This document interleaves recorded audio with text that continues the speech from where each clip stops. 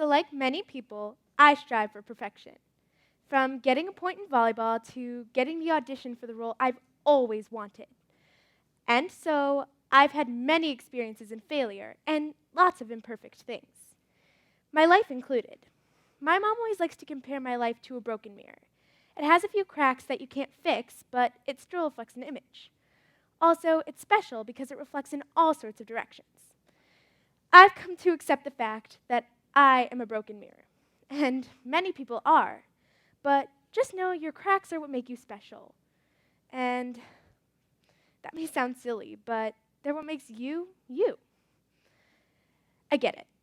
It's hard to admit that you're just maybe a little bit broken, but there's always something that you've gone through that no one else has experienced. And no seal and no new glass can change that. Again, trust me, I know.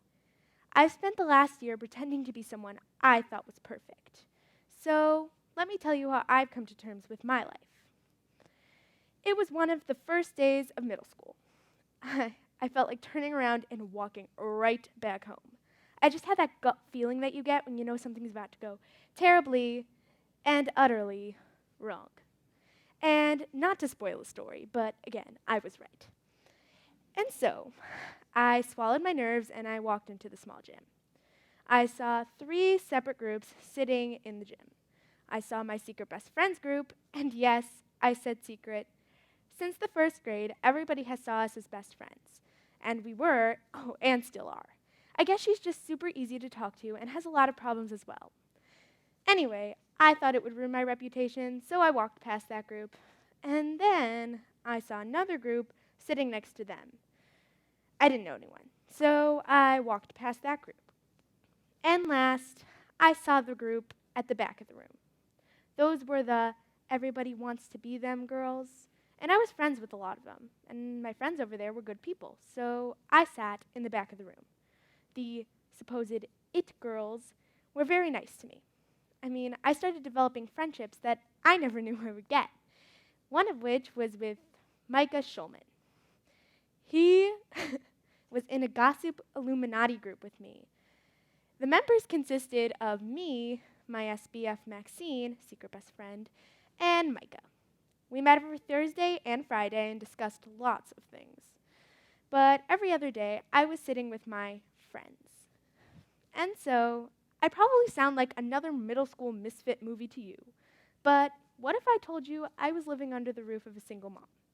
It throws a curveball to my story, right? Anyway, I continued hanging out and being with the people I thought were my friends. But then I realized that they weren't being nice to me. They were being nice to Jada 2.0, my fake self. And of course, in my eyes, she was perfect. I mean, she got good grades, she was on a team, and she had friends. I was happy for probably one of the first times in my life. But, of course, once I realized that I was wearing a mask, the mask, or my fake self, flew away. So now, regular Jada has to keep up her perfect reputation. And so I struggled. I mean, I had a really hard time keeping A's in all of my classes.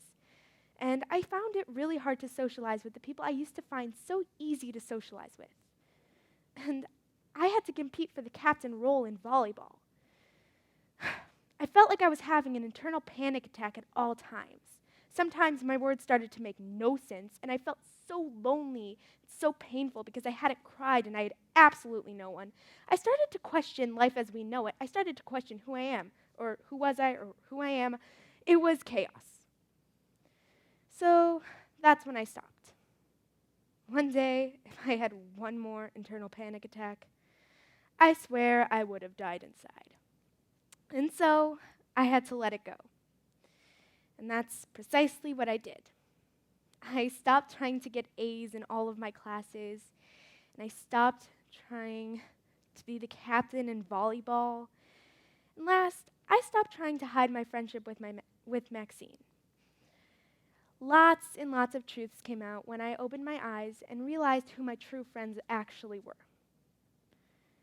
But, again, no more lies. I'm not perfect.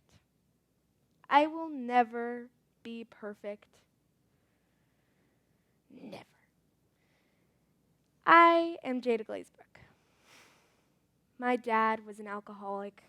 I have 6 real friends. And I love my family so much, I would die for them.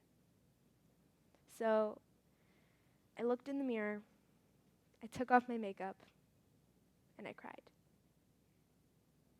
After my cleanse, I walked into school and I sat with Maxine and Micah. I started obsessing with this show called The Vampire Diaries and am currently in love with the Salvatore brothers. Gosh, I love myself a CW drama. Anyway, I gave in to all of my flaws and I wore them with pride. I didn't bottle up emotions anymore. I let them out. So now what you do with the information I have just provided for you is your choice. You could continue denying the fact that you're not perfect and let it ponder in the back of your mind for weeks until it breaks itself free. Or you could accept it and move on being you. Either way, we are still our own broken mirrors. And like some random writer said, he saw the darkness in her beauty, and she saw the beauty in his darkness.